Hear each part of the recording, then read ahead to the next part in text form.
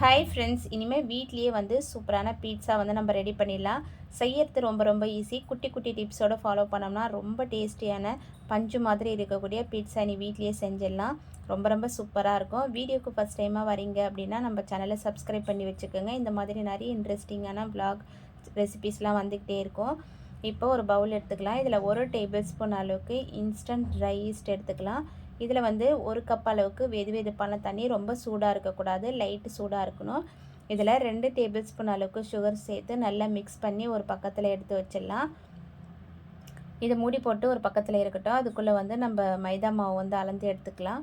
இதில் வந்து 4 கப் அளவுக்கு மைதா மாவு எடுத்துக்கலாம். நான் சொல்கிற அளவுகள் கொஞ்சம் அதிகமாக இருக்கும். நீங்கள் கம்மியாக செய்கிறீங்கன்னா இதில் பாதி அளவுகள் எடுத்து வீட்டிலே செஞ்சு பார்க்கலாம். இது வந்து நான் சேல் பண்ணுற பீட்சா ரெசிபி. நிறைய பேர் ஷேர் பண்ண மாட்டாங்க, இருந்தாலும் நான் ஷேர் பண்ணியிருக்கேன். இப்போ பார்த்தீங்கன்னா 4 கப் அளவுக்கு மைதா மாவு, 1 முட்டை, 1 டீஸ்பூன் அளவுக்கு ஆரிகானோ, 1 டீஸ்பூன் அளவுக்கு சில்லி ஃப்ளேக்ஸ், இதுக்கு தேவையான அளவு உப்பு சேர்த்துக்கலாம். சேர்த்துட்டு நல்லா மிக்ஸ் பண்ணி விட்டுட்டு, இதில் வந்து நம்ம மிக்ஸ் பண்ணி வச்சுருக்கோம் இல்லையா, அந்த ஈஸ்ட் மிக்ஸ், அது வந்து கரெக்டாக வந்து ஆக்டிவேட் ஆகிருக்கான்னு பார்க்கணும். இந்த மாதிரி பொங்கி வந்திருந்தால் தான் இது வந்து நல்லாயிருக்கும். அப்படி சப்போஸ் உங்களுக்கு பொங்கி வரலன்னா அது வேஸ்ட்டு, அதை தூக்கி ஊற்றினே இதில் சேர்த்துக்கக்கூடாது.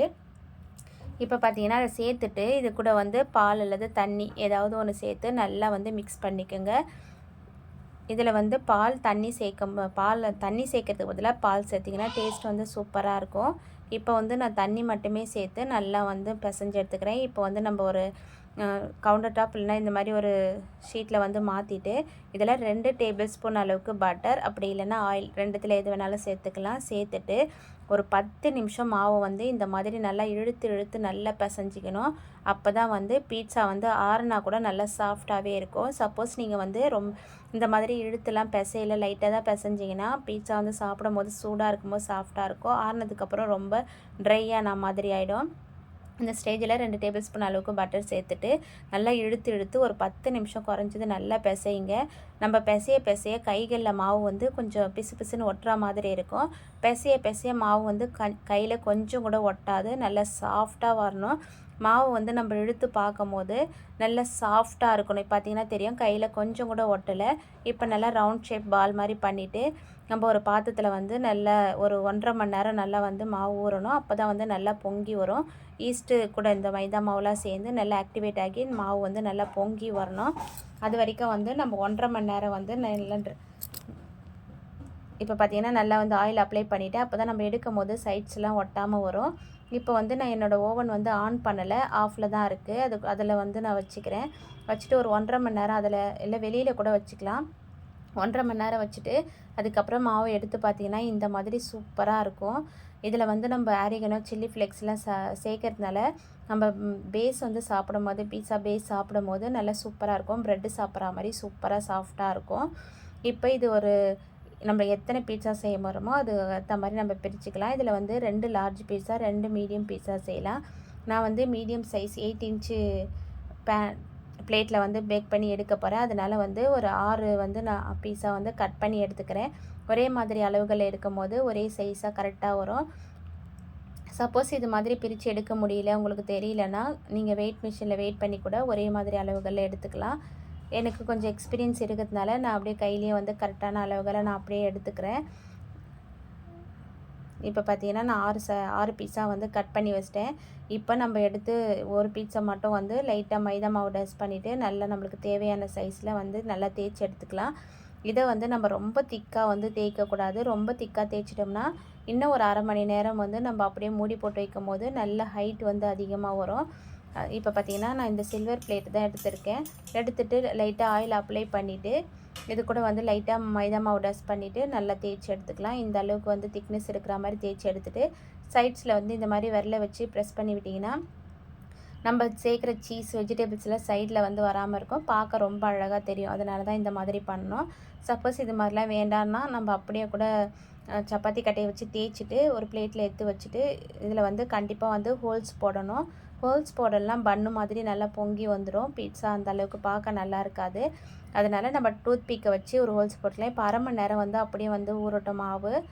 அதுக்குள்ளே வந்து நம்ம பன்னீர் வந்து ஃப்ரை பண்ணி எடுத்துக்கலாம். இதில் 1 டீஸ்பூன் அளவுக்கு இஞ்சி பூண்டு பேஸ்ட்டு, கொஞ்சம் ஒரு டீஸ்பூன் அளவுக்கு தயிர், தந்தூரி மசாலா ஒரு டீஸ்பூன், அரை டீஸ்பூன் அளவுக்கு தனி மிளகாய் தூள் சேர்த்து நல்லா மேரினேட் பண்ணிவிட்டு ஒரு 10 நிமிஷம் வச்சுட்டு, அதுக்கப்புறம் பட்டர் இல்லைன்னா ஆயில் சேர்த்து நல்லா வந்து ஃப்ரை பண்ணி எடுத்துக்கோங்க. ரொம்ப நேரம் ஃப்ரை பண்ண வேண்டியதில்லை. இந்த மாதிரி லைட்டாக கலர் சேஞ்ச் ஆனது டோஸ்ட் ஆன பிறகு நம்ம எடுத்துடலாம். இப்போ பார்த்தீங்கன்னா இந்த மாதிரி ஹோல்ஸ் போட்டுட்டு ஒரு அரை மணி நேரம் நான் அப்படியே வந்து வச்சுருந்தேன். பார்க்கும்போது நல்லா ஃப்ளஃபியாக வந்திருக்கும். இது கூட வந்து நம்ம ரெடி பண்ணி வச்சுருக்க சாஸ், இதில் வந்து ரெடிமேட் சாஸ் தான் நான் யூஸ் பண்ணியிருக்கேன். ஒரு 1/4 கப் அளவுக்கு டொமேட்டோ சாஸ், அது கூட வந்து ஒரு 10 பல்லு பூண்டு வந்து நல்லா துருவிட்டு சேர்த்துருக்கேன். ஒரு அரை டீஸ்பூன் அளவுக்கு ரெட் சில்லி பவுடர், ஒரு அரை டீஸ்பூன் அளவுக்கு மிளகுத்தூள், உப்பு, இது எல்லாத்தையும் சேர்த்துட்டு நல்லா மிக்ஸ் பண்ணிவிட்டு இது கூட வந்து சேர்த்துக்கலாம். இந்த மாதிரி சேர்க்கும் போது சூப்பராக இருக்கும் டேஸ்ட்டு. இந்த மாதிரி நல்லா ஸ்ப்ரெட் பண்ணி விட்டுக்குங்க. சைட்ஸில் உங்களுக்கு வேணும்னா லைட்டாக அப்ளை பண்ணி விட்டுட்டு இது கூட வந்து டாப்பிங்ஸாக நம்ம என்ன வேணாலும் சேர்த்துக்கலாம். இப்போ பாருங்கள், ஃபஸ்ட்டு செஞ்சதில் வந்து சைட்லலாம் நான் வந்து அப்ளை பண்ணலை. ரெண்டாவது வந்து நான் சைட்ஸ்லாம் வேணால் வந்து நல்லா அப்ளை பண்ணிட்டோம்னா சைடில் அந்த ப்ரெட்டெல்லாம் சாப்பிடும் போது, பீஸா பேஸை சாப்பிடும் போது டேஸ்ட் வந்து சூப்பராக இருக்கும். நான் வெஜிடபிள்ஸ் எப்போவுமே குட்டி குட்டியாக தான் கட் பண்ணி போடுவேன். அப்போ தான் குழந்தைங்க வந்து எடுத்து வைக்க மாட்டாங்க. அது கூட வந்து அப்படியே வந்து கடித்து சாப்பிட்டுப்பாங்க. இதில் வந்து குடைமிளகாய் சேர்த்துருக்கேன், வெங்காயம், தக்காளி, இது 3மே வந்து நம்மளுக்கு எந்த அளவுக்கு தேவையோ அந்த அளவுக்கு சேர்த்துக்கலாம். நாங்கள் சின்ன சின்னதாக கட் பண்ணி வச்சுருக்கனால கொஞ்சம் தாராளமாகவே சேர்த்துக்கலாம். ஏன்னா குழந்தைங்களுக்கு வெஜிடபிள்ஸ் ரொம்ப நல்லது தான். இப்போ பார்த்தீங்கன்னா இது எல்லாத்தையும் சேர்த்துட்டேன். ஃபஸ்ட்டு வந்து நிறைய குடமிளகாய், வெங்காயம், தக்காளி இது எல்லாத்தையும் சேர்த்துட்டு லைட்டாக ப்ரெஸ் பண்ணி விட்டுக்குங்க. அப்போ தான் வந்து நம்ம பீட்சா சாப்பிடும் போது கீழே கொட்டாமல் இருக்கும். பெரியவங்க சாப்பிட்றாங்கன்னா பெரிய பெரிய பீட்சா கூட நம்ம கட் பண்ணி வச்சுருக்கலாம். இதில் நான் 2 வகையான சீஸ் சேர்க்குறேன். மொசரல்லா சீஸ் ஃபஸ்ட்டு சேர்த்துட்டு அதுக்கப்புறம் வந்து செடார் சீஸ் வந்து சேர்த்துக்கலாம். இது 2 சீஸும் கலந்து சேர்க்கும் போது டேஸ்ட் வந்து ரொம்பவே சூப்பராக இருக்கும். இப்போ பார்த்திங்கன்னா நம்மளுக்கு எந்த அளவுக்கு சீஸ் தேவையோ அந்த அளவுக்கு தாராளமாக கூட போட்டுக்கலாம். போட்டுட்டு இப்போ வந்து ஓவனை வந்து 200 டிகிரிக்கு 10 நிமிஷம் வந்து நான் ப்ரீஹீட் பண்ணி வச்சுருக்கேன்.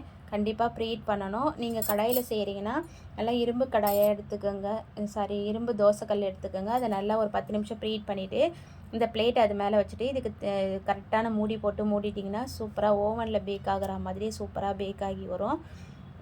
இப்போ பார்த்தீங்கன்னா சீஸ் வந்து நான் மேலே வந்து செடார் சீஸ் வந்து அப்ளை பண்ணிக்கிறேன். இது மேலே வந்து டாப்பிங்ஸாக வந்து ஃப்ரை பண்ணி வச்சுருக்கேன் நம்ம பன்னீரை வந்து சேர்த்துக்கலாம். சேர்த்துட்டு இதுக்கு மேலே வந்து ஆலிவ்ஸ் அந்த மாதிரி வந்து நம்ம சேர்த்துக்கலாம். இப்போ பார்த்தீங்கன்னா நான் பன்னீர் சேர்த்து செஞ்சுருக்கேன். பன்னீர் வேண்டாம்னா மஷ்ரூம், சிக்கன் இந்த மாதிரி வந்து நம்ம சேர்த்துக்கலாம். ஒவ்வொன்றும் ஒவ்வொரு டேஸ்ட்டில் இருக்கும். நம்ம பன்னீர் சேர்த்து செய்யும் போது ஒரு டேஸ்ட்லேயும், சிக்கன் சேர்த்து செய்யும் போது ஒவ்வொரு டேஸ்ட்லேயும் வந்து சூப்பராக இருக்கும். இப்போ ஃப்ரை பண்ண பன்னீரை வந்து நம்ம எந்த அளவுக்கு தாராளமாக சேர்க்க முடியுமோ அந்த அளவுக்கு நம்ம வந்து தாராளமாக சேர்த்துக்கலாம். அப்போ தான் டேஸ்ட் வந்து சூப்பராகவே இருக்கும். இது மேலே வந்து நான் பன்னீரை வந்து வச்சுட்டு அதுக்கு மேலே வந்து ஆலிவ்ஸ், பிளாக் ஆலிவ்ஸ் தான் நான் வந்து வச்சுருக்கேன். உங்களுக்கு க்ரீன் ஆலிவ்ஸ் வேணும்னா கூட வச்சுக்கலாம். இது மேலே வந்து சீசனிங்காக வந்து pizza seasoning, chilli flakes, oregano இது 3மே வந்து சேர்த்தாலும் சேர்த்துக்கலாம். அப்படி இல்லைன்னா பீட்சா சீசனிங் மட்டும் சேர்த்துக்கலாம். அப்படியும் பிடிக்கலைன்னா சில்லி ஃப்ளேக்ஸும் ஆரிகனோ மட்டும் சேர்த்து நம்ம வந்து ப்ரீஹீட் பண்ணி வச்சுருக்கோம் ஓவனில் ஒரு 25லேருந்து 30 மினிட்ஸில் top and bottom rod on பண்ணி நம்ம பேக் பண்ணி எடுத்துக்கலாம். லாஸ்ட்டு 2 மினிட் மட்டும் டாப் ராட் ஆன் பண்ணி பேக் பண்ணிட்டோம்னா சூப்பரான பீட்சா ரெடி. பாய்.